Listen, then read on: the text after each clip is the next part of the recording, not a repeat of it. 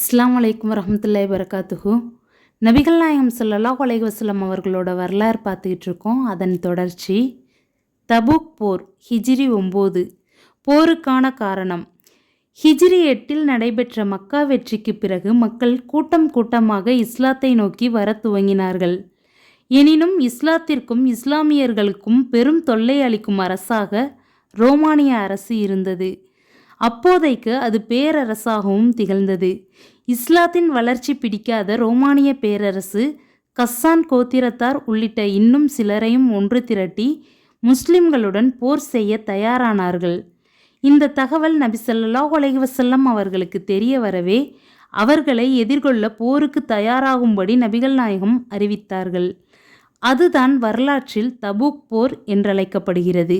இது ஹிஜ்ரி 9 ரஜப் மாதம் நடைபெற்றதாக வரலாறு கூறுகிறது. ரோமர்களை நோக்கி. அல்லாஹ்வின் தூதர் ஸல்லல்லாஹு அலைஹி வஸல்லம் அவர்கள் ரோம பைசாந்தியர்களையும் ஷாமிலிருந்து அரபு கிறித்தவர்களையும் நோக்கி தபூக் போருக்கு புறப்பட்டு சென்றார்கள். முஸ்லிம் 5346. உஸ்மான் ரலி 600 ஒட்டகைகள் அர்ப்பணிப்பு. தபூக் போருக்காக தயாராகும்படி நபிகள் நாயகம் அறிவிப்பு செய்யவும் அதற்காக பல தோழர்கள் உதவி செய்ய முன்வந்தார்கள். அதில் உஸ்மான் ரலி அவர்கள் மட்டும் 600 ஒட்டகங்களை அர்ப்பணிப்பு செய்தார்கள். அதன் காரணத்தால் நபி அவர்களும் உஸ்மான் அவர்களை சிறப்பித்து கூறினார்கள். திர்மிதி 3633. இன்னும் எண்ணற்ற நபித்தோழர்கள் இப்போருக்காக தங்களால் இயன்றதை வழங்கினார்கள். அதை பின்வருமாறு இறைவன் தெரிவிக்கின்றான்.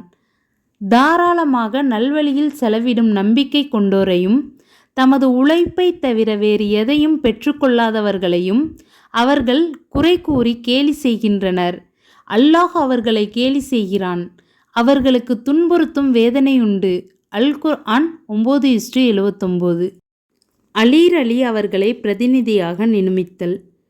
நபி அவர்கள் தபூக் போருக்கு செல்லும்போது ஊர் மக்களை பாதுகாப்பதற்காக அலீர் அலி அவர்களை பொறுப்பாளராக நியமித்து சென்றார்கள்.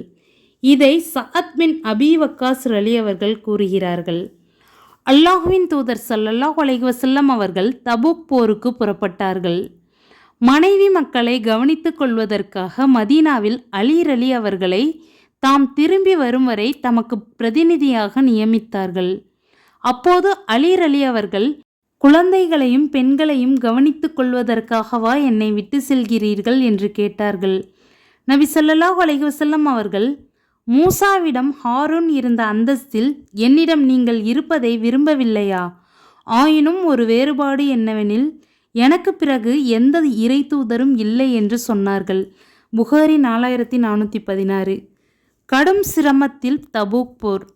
கடும் வெயில், பாலைவன பயணம், வாகன பற்றாக்குறை என பல சிரமங்கள் தபூக் போரின் போது இருந்தது. இச்சிரமங்களை தாங்கியே போருக்கு புறப்பட்டார்கள். இது பற்றி கஅப் பின் மாலிக் ரலி அவர்கள் கூறுகிறார்கள். அந்த தபூக் போரில் நான் கலந்து கொள்ளாத போது இருந்த உடல் பலமும் பொருள் வசதியும் என் வாழ்நாளில் வேறெப்போதும் எனக்கு இருந்ததில்லை. அல்லாஹ்வின் மீதானையாக ஒரே நேரத்தில் 2 ஒட்டகங்கள் ஒருபோதும் என்னிடம் இருந்ததில்லை. ஆனால் அந்த போரின் போது ஒரே நேரத்தில் 2 ஒட்டகங்களை நான் வைத்திருந்தேன். மேலும் அல்லாஹ்வின் தூதர் ஸல்லல்லாஹு அலைஹி வஸல்லம் அவர்கள் ஒரு புனித போருக்கு செல்ல நாடினால் பெரும்பாலும் வேறெதற்கோ செல்வது போன்று இரு பொருள் படும்படி பேசி பாசாங்கு செய்து அதை மறைக்காமல் இருந்ததில்லை. ஆனால் தபூக் போர் நேரம் வந்தபோது அதற்காக கடும் வெயிலில் நபி ஸல்லல்லாஹு அலைஹி வஸல்லம் அவர்கள் படையெடுத்து செல்லவிருந்தார்கள். தொலைதூர பயணம் மேற்கொள்ள வேண்டியிருக்கும் என்றும் பெரும் பாலைவன வனாந்திர பிரதேசத்தை கடந்து செல்ல வேண்டியிருக்கும் என்றும் அதிக எண்ணிக்கையிலான எதிரிகளை சந்திக்க வேண்டியிருக்கும் என்றும் எதிர்பார்த்தார்கள். எனவே முஸ்லிம்களுக்கு அவர்கள் எதிர்கொள்ள வேண்டியது பற்றி வெளிப்படையாகவே தெரிவித்து விட்டார்கள். அப்போதுதான் அவர்கள் தங்களின் போருக்கான ஆயத்த ஏற்பாடுகளை செய்து கொள்ள முடியும். தாம் விரும்பிய திசையை தபூக்கை அவர்களுக்கு தெரிவித்தும் விட்டார்கள். புகாரி 4418. முஸ்லிம்கள் எண்ணிக்கை. தபூக் போரில் பங்கு கொண்ட முஸ்லிம்களின் எண்ணிக்கையும் கணிசமாக இருந்தது. எழுதப்படும் எந்த பதிவேடும் இத்தனை பேருக்கு இடமளிக்காது எனும் அளவிற்கு முஸ்லிம்கள் பெரும் எண்ணிக்கையில் அல்லாஹ்வின் தூதர் ஸல்லல்லாஹு அலைஹி வஸல்லம் அவர்களுடன் இருந்தார்கள். போரில் கலந்து கொள்ளாமல் தலைமறைவாகி விடலாம் என நினைக்கும் எந்த மனிதரும் அல்லாஹ்விடமிருந்து இறை அறிவிப்பு வஹி வராத வரையில் தான் போருக்கு வராத விஷயம் நபி ஸல்லல்லாஹு அலைஹி வஸல்லம் அவர்களுக்கு தெரிய வராது என்று எண்ணவே செய்வார். அந்த அளவிற்கு படையினரின் எண்ணிக்கை மிகுந்திருந்தது. பேரிச்சம்பழங்கள் பழுத்து மரநிழல்கள் அடர்ந்து நின்ற அறுவடை காலமான அந்த வெப்பம் மிகுந்த வெயில் காலத்தில் அல்லாஹ்வின் தூதர் ஸல்லல்லாஹு அலைஹி வஸல்லம் அவர்கள் அந்த போருக்கு செல்ல ஆயத்தமானார்கள். புகாரி 4418. காலை நேரத்தில் புறப்பாடு. அல்லாஹ்வின் தூதர் ஸல்லல்லாஹு அலைஹி வஸல்லம் அவர்களும் அவர்களுடன் முஸ்லிம்களும் பயண ஏற்பாடுகளை செய்து கொண்டிருந்தனர். நானும் அவர்களுடன் சேர்ந்து கொண்டு பயண ஏற்பாடுகளை செய்ய காலை நேரத்தில் செல்லலாவேன். எனது பயணத்திற்கான எந்த ஏற்பாட்டையும் செய்து முடிக்காமல் திரும்பி வந்து விடுவேன். நினைக்கும் போது அந்த ஏற்பாடுகளை செய்து முடிக்க எனக்கு தான் சக்தி இருக்கிறதே, பிறகு நான் ஏன் அவசரப்பட வேண்டும் என்று என் மனதிற்குள் கூறிக்கொண்டேன். என் நிலை இப்படியே நீடித்து கொண்டிருந்தது. மக்கள் பெரும்பாடு பட்டனர். ஒரு வழியாக பயண ஏற்பாடு முடிந்தது. பிறகு அல்லாஹ்வின் தூதர் ஸல்லல்லாஹு அலைஹி வஸல்லம் அவர்கள் தம்முடன் முஸ்லிம்களை அழைத்து கொண்டு ஒரு காலை நேரத்தில் புறப்பட்டு விட்டார்கள். முஸ்லிம் 5346. வியாழக்கிழமை புறப்பாடு. கஅப் பின் மாலிக் அலி அவர்கள் கூறுகிறார்கள், நபி ஸல்லல்லாஹு அலைஹி வஸல்லம் அவர்கள் தபூக் போருக்கு வியாழக்கிழமை அன்றுதான் புறப்பட்டார்கள். புகாரி 2950. வெறிச்சோடிய மதினா. அல்லாஹ்வின் தூதர் ஸல்லல்லாஹு அலைஹி வஸல்லம் அவர்கள் போருக்கு சென்றதன் பின்னால் மதீனாவில் நான் மக்களிடையே சுற்றி வரும்போது எனக்கு பெரும் வருத்தமே ஏற்பட்டது. நயவஞ்சகர் என சந்தேகிக்கப்பட்ட மனிதர்களையும் இறைவனால் சலுகை வழங்கப்பட்ட முதியோர் பெண்கள் போன்ற பலவீனர்களையும் தவிர வேறெவரையும் நான் மதீனாவிற்குள் பார்க்கவில்லை. முஸ்லிம் 5346. போருக்கு செல்லாதோர். தபூக் போரை பற்றி மேற்கண்ட நிகழ்வுகளை தெரிவிக்கும் கஅப் பின் மாலிக் அலி உள்பட 3 தபூக் போரில் கலந்து கொள்ளவில்லை. இதோ போகலாம் அதோ போகலாம் என்று இறுதி வரை போருக்கு செல்லாமல் அவர்கள் ஊரிலேயே தங்கிவிட்டார்கள். அவர்கள் தொடர்பாக அருளப்பட்ட பின்வரும் வசனம் இறுதியில் அவர்களுக்கு மன்னிப்பு வழங்கப்பட்டதாக தெரிவிக்கின்றது. தீர்ப்பு நிறுத்தி வைக்கப்பட்ட அந்த 3 இறைவன் மன்னித்தான்.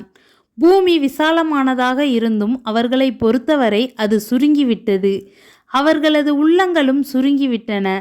அல்லாஹுவை விட்டு தப்பிக்க அவனிடமே தவிர வேறு போக்கிடமில்லை என்று அவர்கள் நம்பினார்கள். பின்னர் அவர்கள் திருந்துவதற்காக அவர்களை மன்னித்தான். அல்லாஹ் மன்னிப்பை ஏற்பவன், நிகரற்ற அன்புடையோன். அல் குர்ஆன் 9:118. அஸ்தக்ஃபிருல்லாஹ். அல்லாஹ் அக்பர். ஜெய்ஷுல் உஸ்ரா எனும் பெயர். முஸ்லிம்கள் படை தபூக்கை நோக்கி புறப்பட்டு குறிப்பிட்ட இலக்கை அடைந்தது. போர் வீரர்களின் எண்ணிக்கை அதிகமான அளவில் இருந்ததால் அனைவருக்குமான உணவு மற்றும் வாகன வசதி போதிய அளவில் இல்லை. எனவே கடும் சிரமத்திற்கு ஆளானார்கள். ஆகையினால் ஹதீஸ்களில் இப்போர் ஜெய்ஷுல் உஸ்ரா, சிரமம் கொண்ட படை என்று வர்ணிக்கப்படுகிறது. புகாரி 2266. ஹிஜ்ர் பகுதியில் தங்குதல். தபூக் போருக்கு செல்லும்போது சமூத் கூட்டத்தார் வசித்த பகுதியை கடந்து சென்றார்கள். அப்துல்லாஹ் பின் உமர் அலி அவர்கள் கூறுகிறார்கள், மக்கள் தபூக் போரின் போது அல்லாஹுவின் தூதர் ஸல்லல்லாஹு அலைஹி வஸல்லம் அவர்களுடன் சமூத் கூட்டத்தார் வசித்த பூமியான ஹிஜ்ர் எனும் பகுதியில் தங்கினார்கள். அதன் கிணற்றிலிருந்து தண்ணீர் இறைத்து அதனால் மாவு பிசைந்தார்கள்.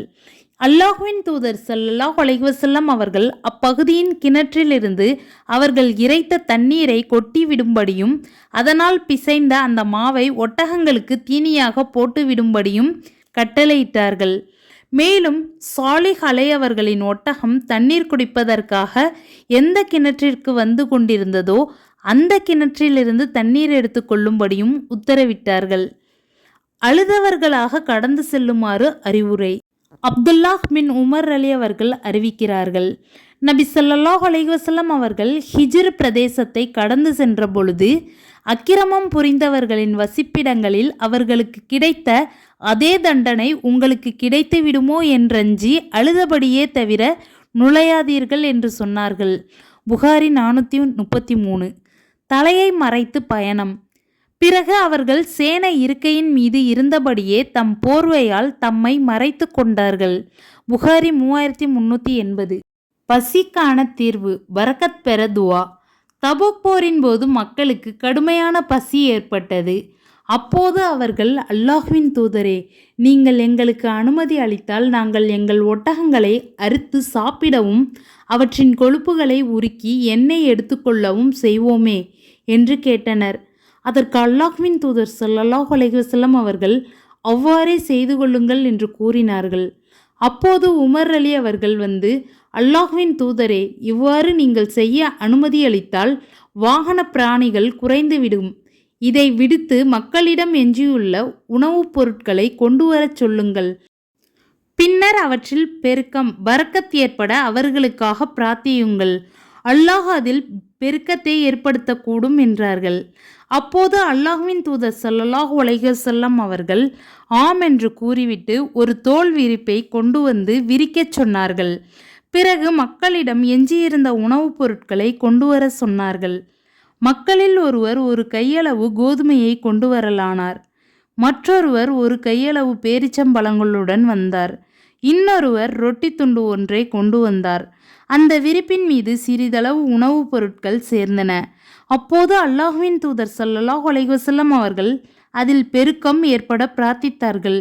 பிறகு உங்கள் பைகளில் நிரப்பிக் கொள்ளுங்கள் என்று கூறினார்கள். அவ்வாறே மக்களும் தம் பைகளில் நிரப்பிக் கொண்டனர். அந்த படையினர் தம்மிடம் இருந்த எந்த பையையும் விட்டு வைக்காமல் எல்லாவற்றிலும் நிரப்பிக் கொண்டனர். மக்களும் வயிறு நிரம்ப சாப்பிட்டனர். சுபஹானல்லாஹ்.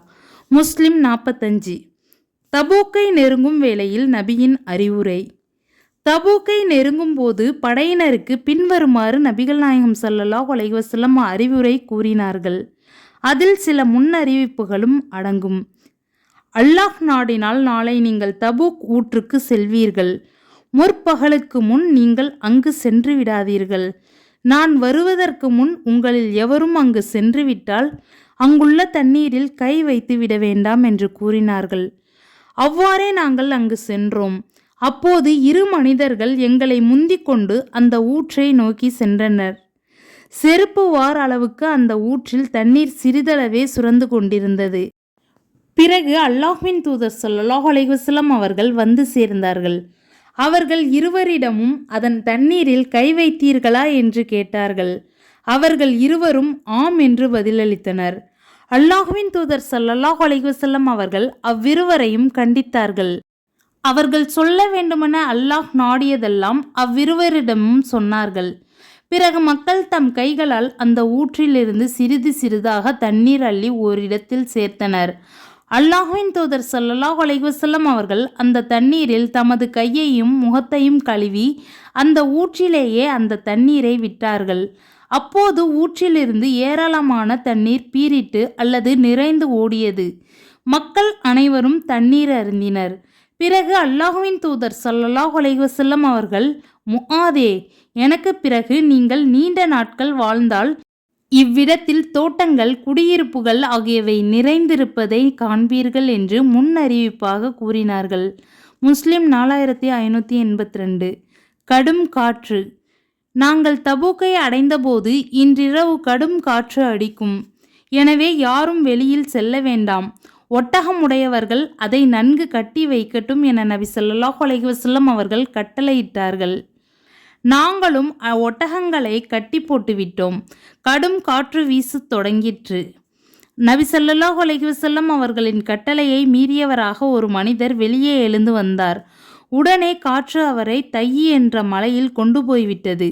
புகாரி 1482. தொழுகையை சுருக்கி தொழுதல்.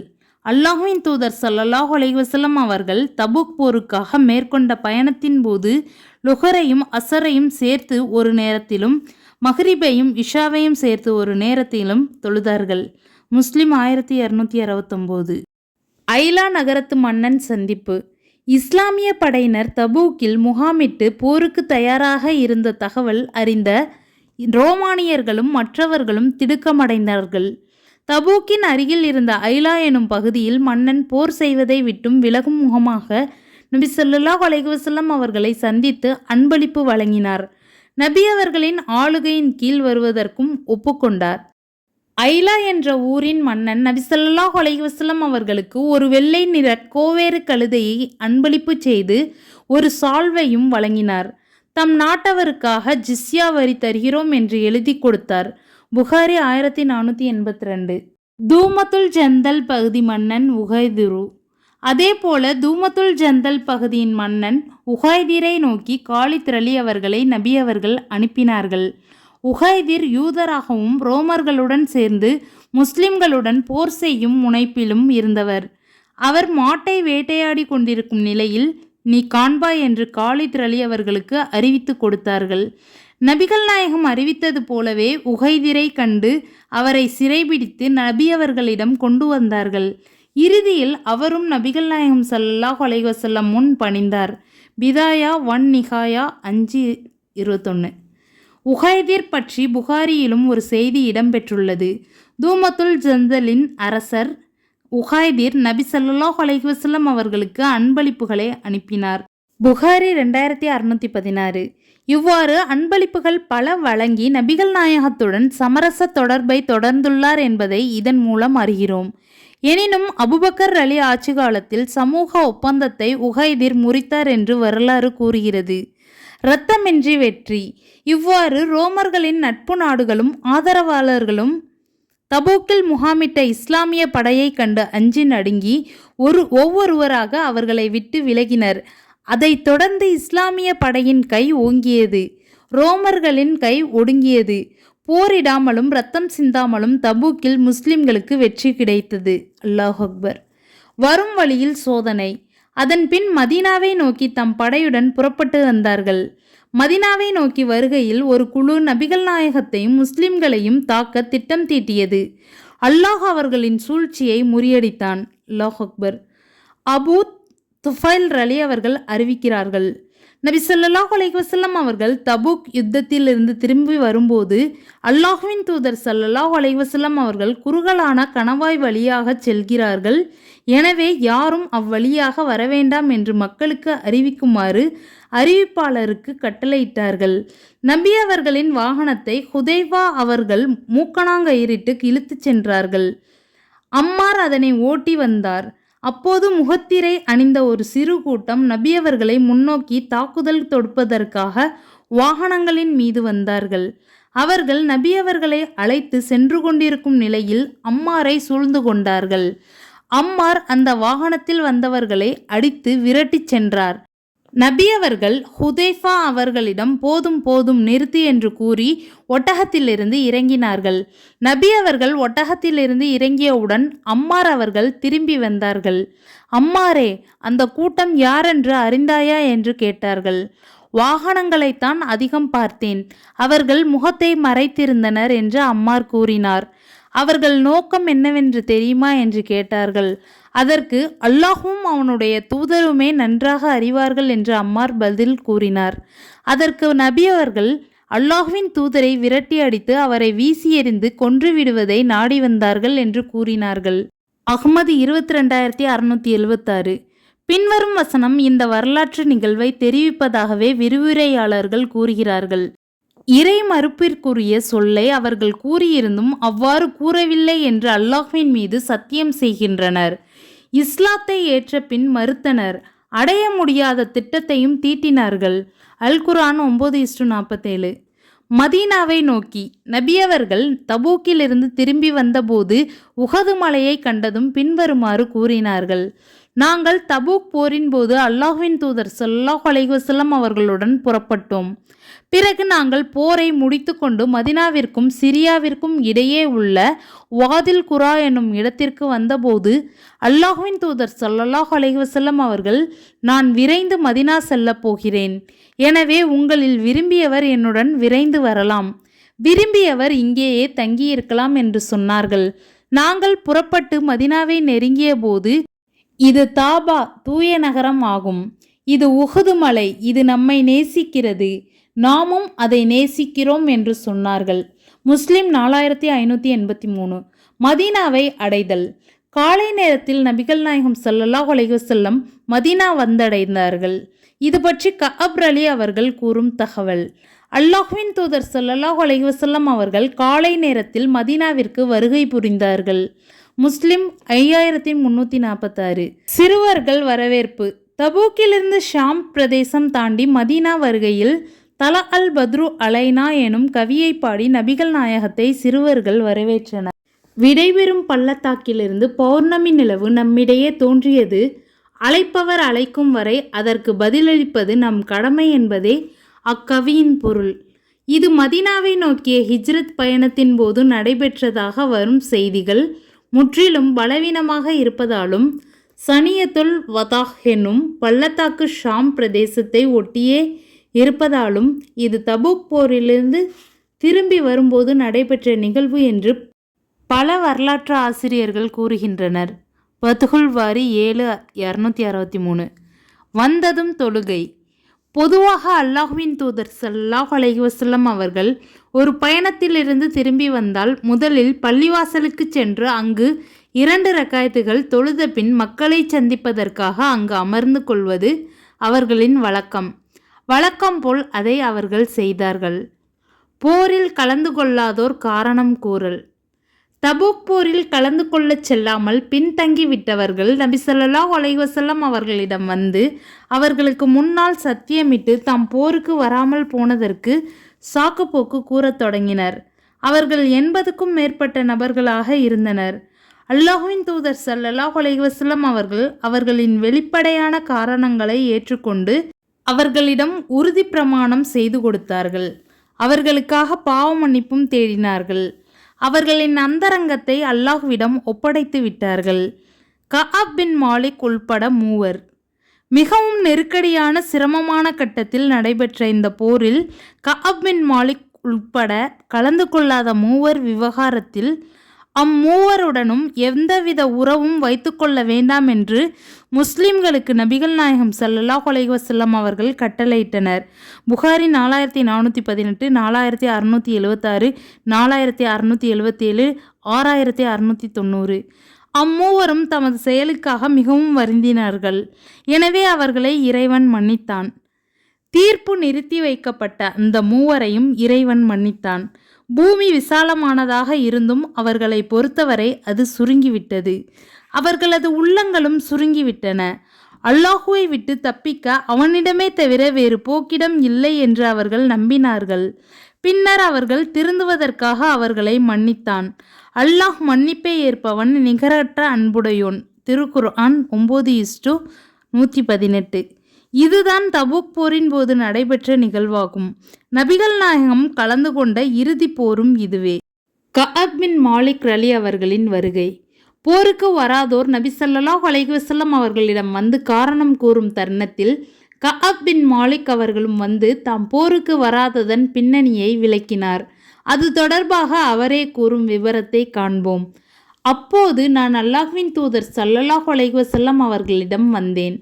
அவர்களுக்கு நான் சலாம் சொன்னபோது கோபத்தில் இருப்பவர் எவ்வாறு புன்னகைப்பாரோ அதுபோல புன்னகைத்தார்கள்.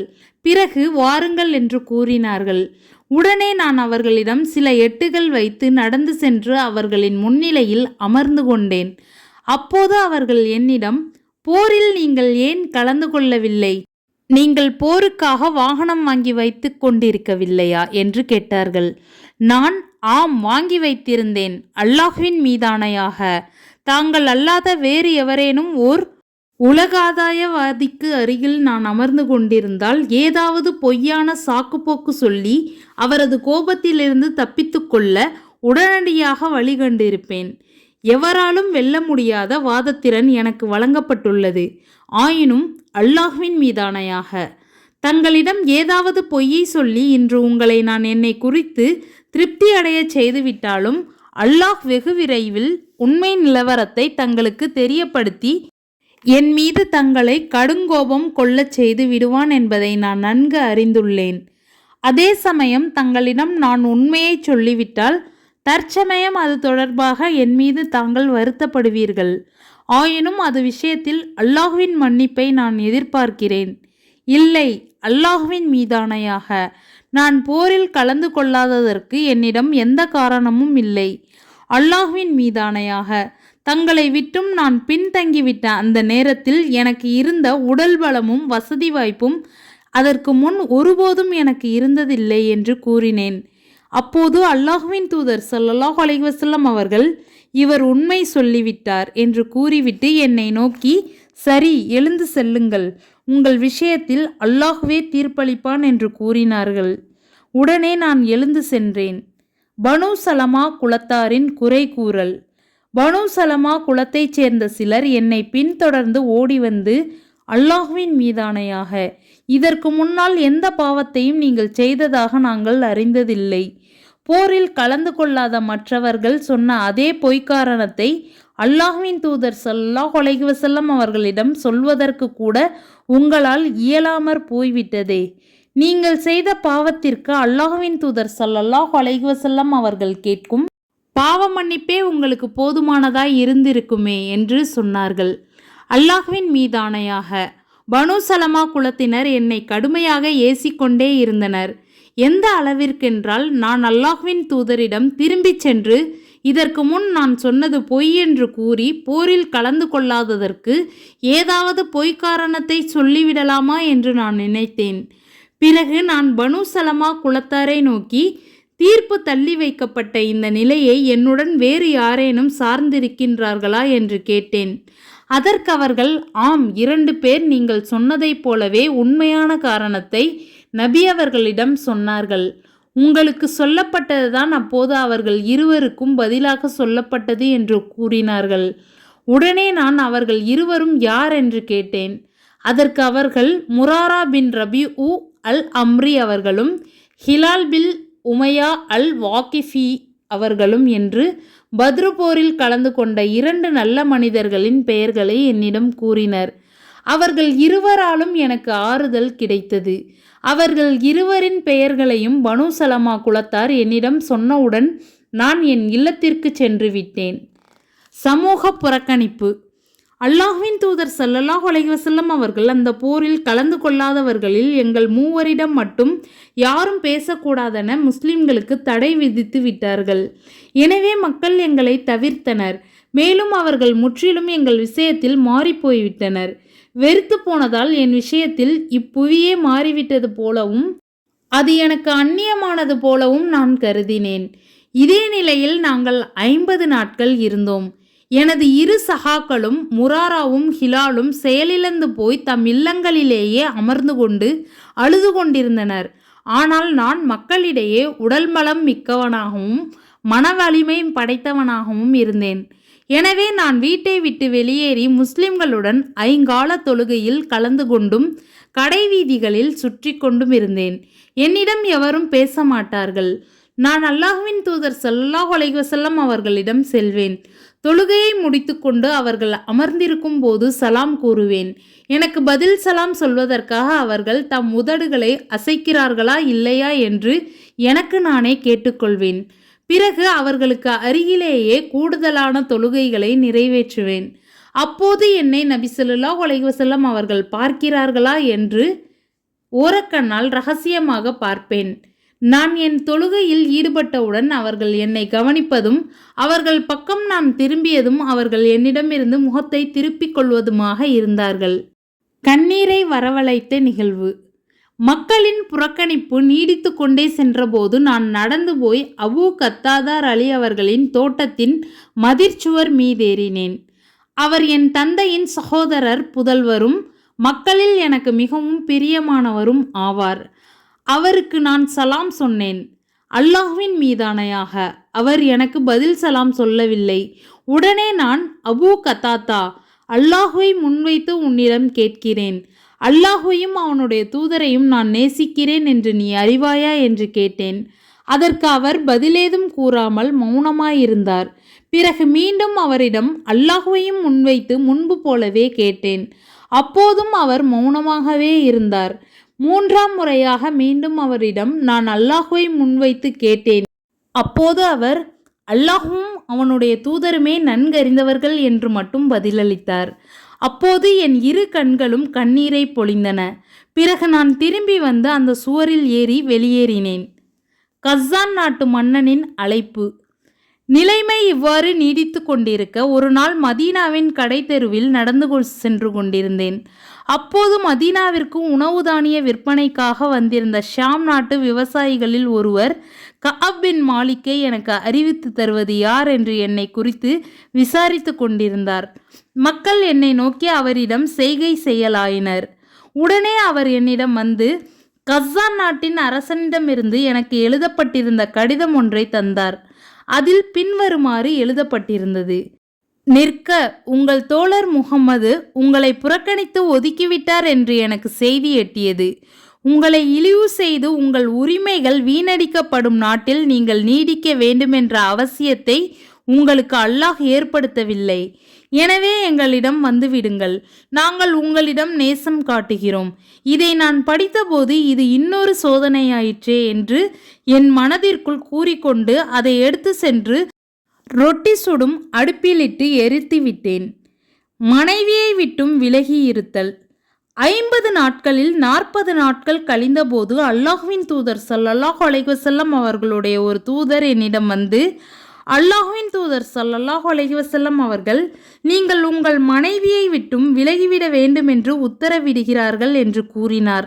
அதற்கு நான், அவளை நான் விவாகரத்து செய்துவிடவா அல்லது நான் என்ன செய்ய வேண்டும் என்று கேட்டேன். அவர், இல்லை, விவாகரத்து செய்ய வேண்டாம், அவரை விட்டு நீங்கள் விலகிவிட வேண்டும், அவரை நெருங்கக்கூடாது, இதுவே இறை தூதர் உத்தரவு என்று கூறினார். இதே போன்றே என் இரு சகாக்களுக்கும் நபி ஸல்லல்லாஹு அலைஹி வஸல்லம் அவர்கள் உத்தரவு அனுப்பியிருந்தார்கள். ஆகவே நான் என் மனைவியிடம், உன் குடும்பத்தாரிடம் சென்று இது விஷயத்தில் அல்லாஹ் தீர்ப்பளிக்கும் வரையில் அவர்கள் இடத்திலேயே இருந்து வா என்று சொன்னேன். என் சஹா ஹிலால் பின் உமையார் அலி அவர்களின் மனைவி அல்லாஹ்வின் தூதர் ஸல்லல்லாஹு அலைஹி வஸல்லம் அவர்களிடம் வந்து, என் கணவர் ஹிலால் பின் உமையா செயல்பட முடியாத வயோதிகர், அவரிடம் ஊழியர் யாருமில்லை, நானே தொடர்ந்து அவருக்கு ஊழியம் செய்வதை தாங்கள் வெறுப்பீர்களா என்று கேட்டார். அல்லாஹ்வின் தூதர் ஸல்லல்லாஹு அலைஹி வஸல்லம் அவர்கள், இல்லை, ஆயினும் அவர் உன்னை உடலுறவு கொள்ள நெருங்க வேண்டாம் என்று சொன்னார்கள். ஹிலால் அவர்களின் மனைவி, அல்லாஹ்வின் மீதானையாக என் கணவரிடம் எந்த இயக்கமும் இல்லை, அல்லாஹ்வின் மீதானையாக அவருடைய விஷயத்தில் இந்த நிகழ்ச்சி நடைபெற்றதிலிருந்து இந்த நாள் வரையில் அழுது கொண்டே இருக்கிறார் என்றும் அல்லாஹ்வின் தூதரிடம் கூறினார். குடும்பத்தாரின் ஆலோசனை.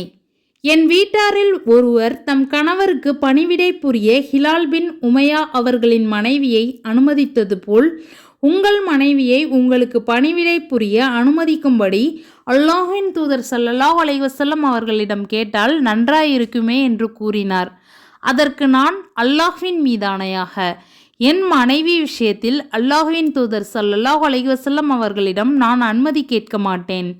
என் மனைவி விஷயத்தில் நான் அனுமதி கோரும்போது அல்லாஹ்வின் தூதர் ஸல்லல்லாஹு அலைஹி வஸல்லம் அவர்கள் என்ன பதில் சொல்வார்கள் என்று எனக்கு தெரியவில்லை. நானோ இளைஞனாக வேறு இருக்கிறேன், ஹிலால் வயோதிகர், அதனால் அவருக்கு அல்லாஹ்வின் தூதர் ஸல்லல்லாஹு அலைஹி வஸல்லம் அவர்கள் சலுகை காட்டியிருக்கலாம் என்று கூறி மறுத்துவிட்டேன். மன்னிப்பு எனும் நற்செய்தி. அதற்கு பின் 10 நாட்கள் இவ்வாறே இருந்தேன். எங்களிடம் பேசக்கூடாதென அல்லாஹ்வின் தூதர் ஸல்லல்லாஹு அலைஹி வஸல்லம் அவர்கள் தடை விதித்த நாளிலிருந்து 50 நாட்கள் எங்களுக்கு பூர்த்தியாயின. நான் 50ஆம் நாளின் ஃபஜ்ர் தொழுகையை எங்கள் வீடுகளில் ஒன்றின் மாடியில் நிறைவேற்றிவிட்டு அல்லாஹ் எங்கள் மூவரையும் குறித்து 9:118வது வசனத்தில் குறிப்பிட்ட நிலையில் அமர்ந்திருந்தேன்.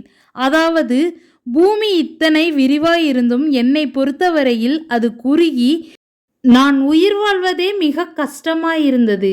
அப்போது சல்ஊ மலை மீதேறி பொது அறிவிப்பு செய்பவர் ஒருவர் உரத்த குரலில், கஅப் பின் மாலிக்கே, நற்செய்தி பெற்றுக்கொள்க என்று கூறினார். உடனே நான் சஜிதாவில் விழுந்தேன். சந்தோஷம் வந்துவிட்டது என்று நான் அறிந்து கொண்டேன். அல்லாஹ்வின் தூதர் ஸல்லல்லாஹு அலைஹி வஸல்லம் அவர்கள் ஃபஜ்ர் தொழுது கொண்டிருந்த போது வஹி அறிவிக்கப்பட்டு எங்களை அல்லாஹ் மன்னித்து விட்டான் என்று அறிவித்து விட்டார்கள் என நான் விளங்கி கொண்டேன். எங்களுக்கு நல்வாழ்த்து சொல்ல மக்கள் வரலாயினர். என் இரு சகாக்களை நோக்கி நற்செய்தி சொல்பவர்கள் சென்றனர். என்னை நோக்கி ஒருவர் குதிரையில் விரைந்து வந்தார். அஸ்லம் குலத்தைச் சேர்ந்த ஒருவர் ஓடிச் சென்று மலை மீது ஏறிக்கொண்டார்.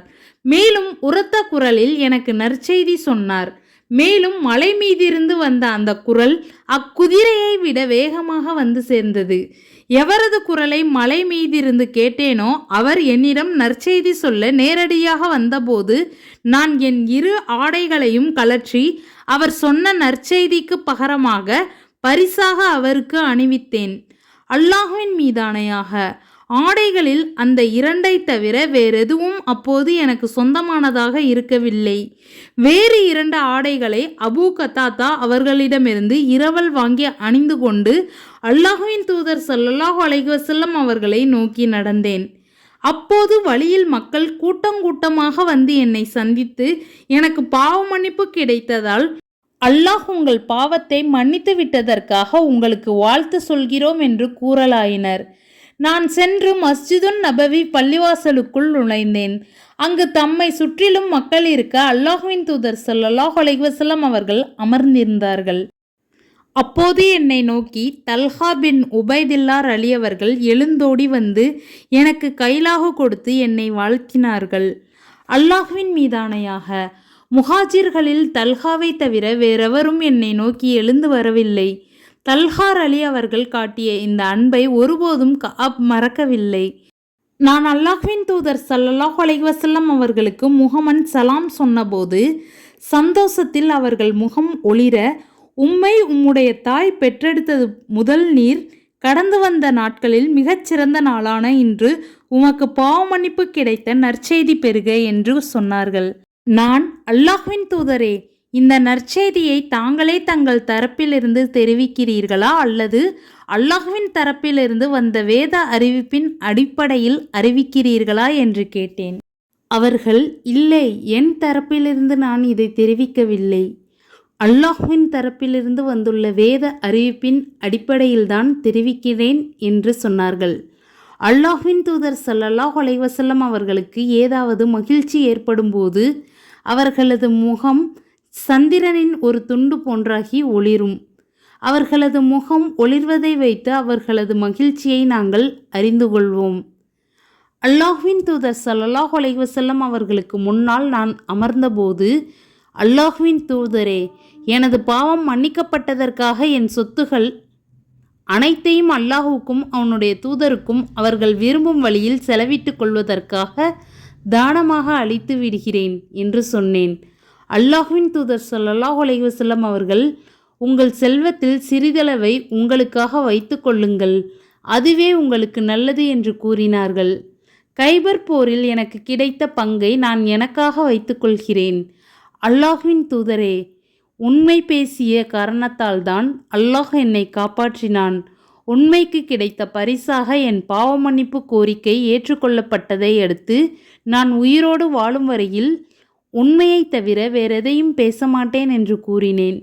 ஆகவே அல்லாஹ்வின் மீதானையாக நான் இந்த வார்த்தையை அல்லாஹ்வின் தூதர் ஸல்லல்லாஹு அலைஹி வஸல்லம் அவர்களிடம் கூறிய நாளிலிருந்து இன்று வரை உண்மை பேசியதற்காக எனக்கு அல்லாஹ் அருள் புரிந்ததை போன்று வேறெந்த முஸ்லிமுக்கும் அல்லாஹ் அருள் புரிந்ததாக நான் அறியவில்லை. அல்லாஹ் அக்பர்.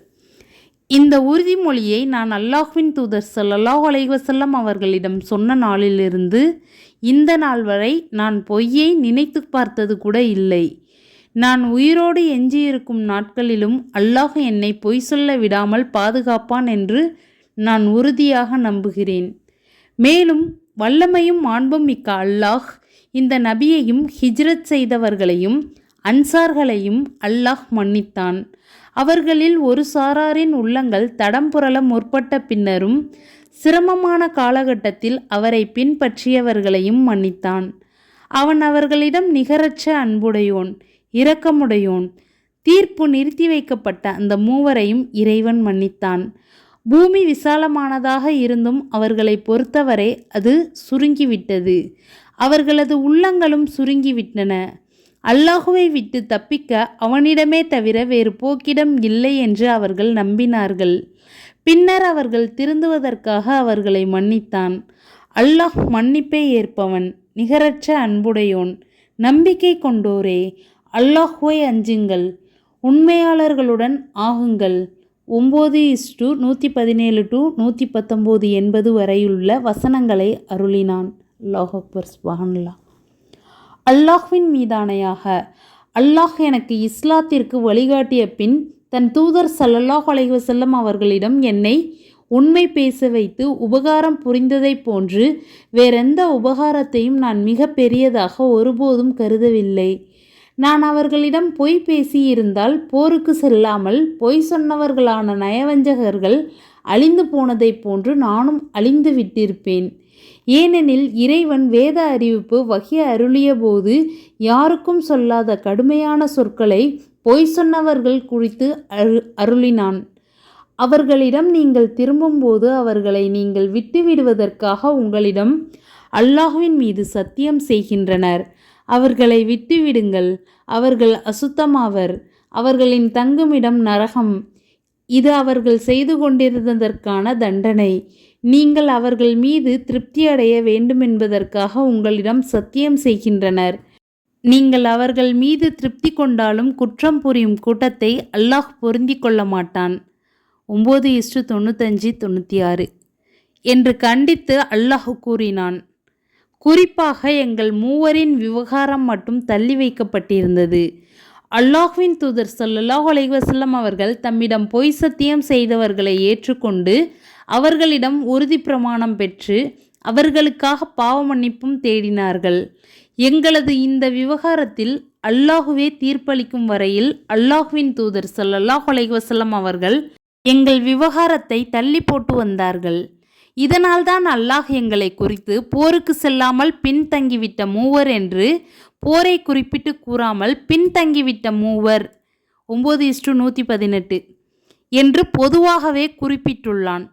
அல்லாஹ்வின் தூதர் ஸல்லல்லாஹு அலைஹி வஸல்லம் அவர்கள் தம்மிடம் பொய்யான சாக்குப்போக்கு கூறியவர்களின் காரணங்களை உடனுக்குடன் ஏற்றுக்கொண்டது போலல்லாமல் எங்கள் விவகாரத்தை உடனே தீர்க்காது அல்லாஹ் தள்ளி போட்டு வந்தான் என்பதே அதன் கருத்தாகும். முஸ்லிம் 5346.